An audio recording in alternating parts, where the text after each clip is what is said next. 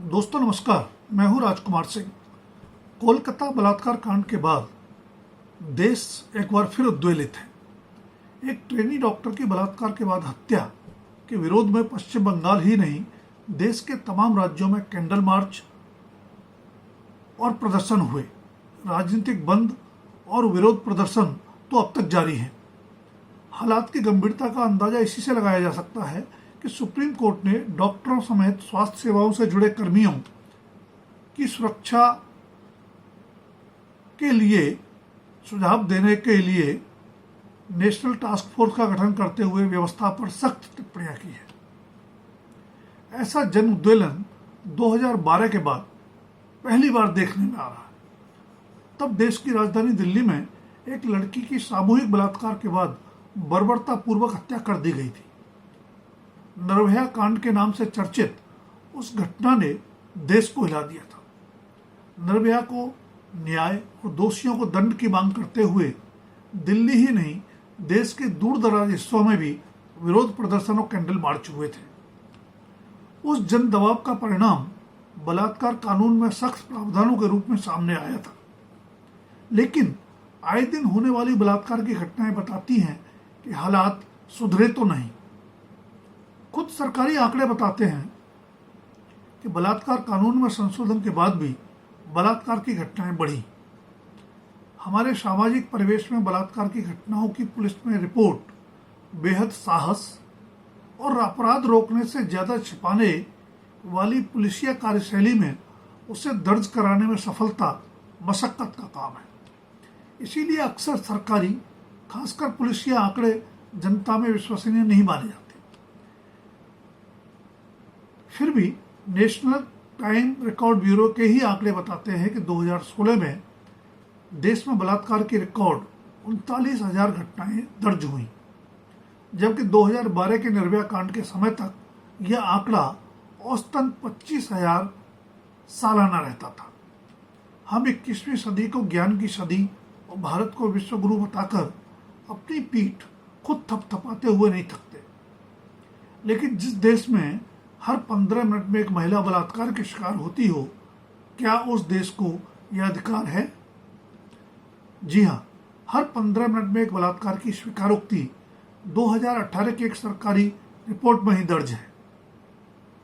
बेशक इस बीच बलात्कार की घटनाओं में कमी भी आई, पर उसका श्रेय सरकार या समाज को नहीं, कोरोना नामक महामारी को जाता है। बलात्कार की घटनाओं का जो सालाना औसत 30,000 के आसपास चल रहा था, उसमें कोरोना काल में भारी कमी दर्ज की गई। जाहिर है यह उस अबूझ और तब तक लाइलाज समझी जा रही महामारी से मौत के खौफ का ही नतीजा था।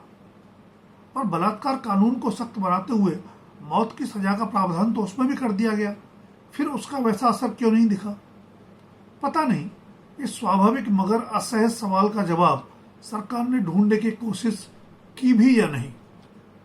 यह समझना मुश्किल नहीं कि हमारे भ्रष्ट पुलिस तंत्र के हाथ जिस तरह असरदार अपराधी तक पहुंचने में छोटे साबित होते हैं, उसके चलते उससे सिर्फ शरीफ आदमी ही डरता है। यह एक और कड़वी हकीकत है जिस पर हमारे नीति नियंताओं को शर्मसार होना चाहिए।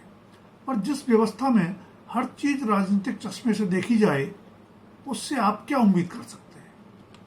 कोलकाता बलात्कार कांड में ही देख लें।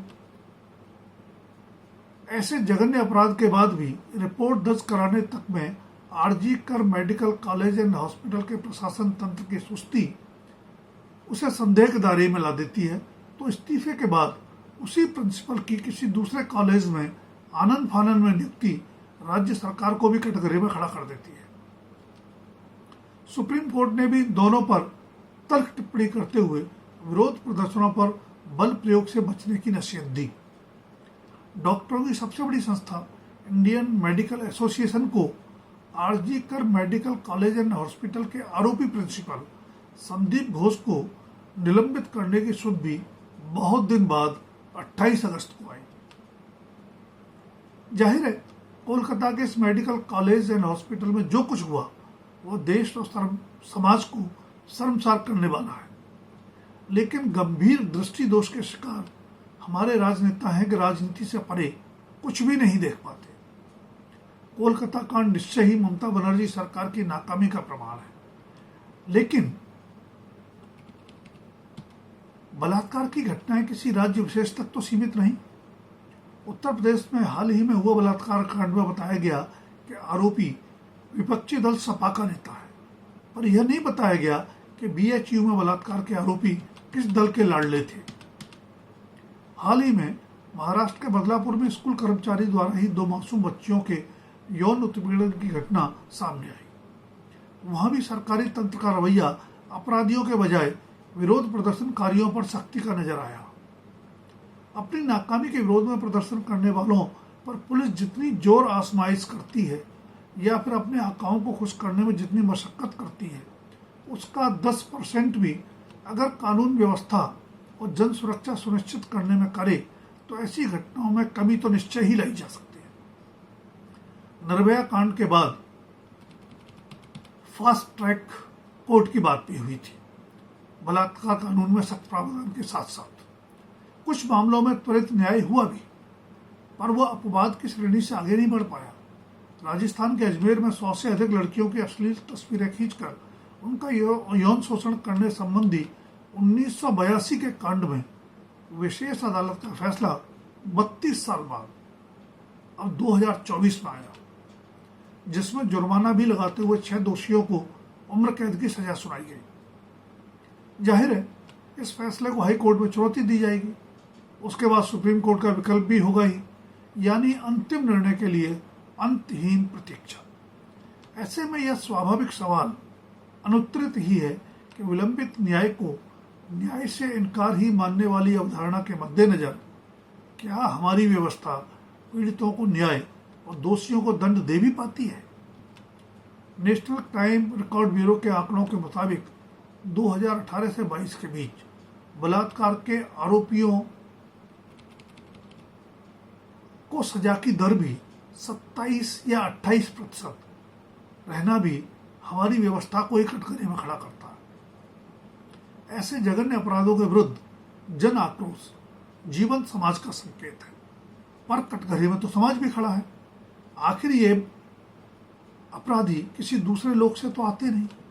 यत्र नार्यस्त पूज्यन्ते रमन्ते तत्र देवता वाली गौरवशाली संस्कृति से विमुख होकर अब संस्कृति के दलदल में धंसने के सच की स्वीकारोक्ति का साहस समाज और सरकार दोनों को दिखाना होगा, तभी इस मनोविकृति का समाधान खोजा जा सकेगा। दोस्तों, अगर वीडियो पसंद आए तो लाइक, शेयर और सब्सक्राइब अवश्य करें। धन्यवाद। अभी के लिए इतना ही। जल्द फिर मिलेंगे किसी नए विषय के साथ।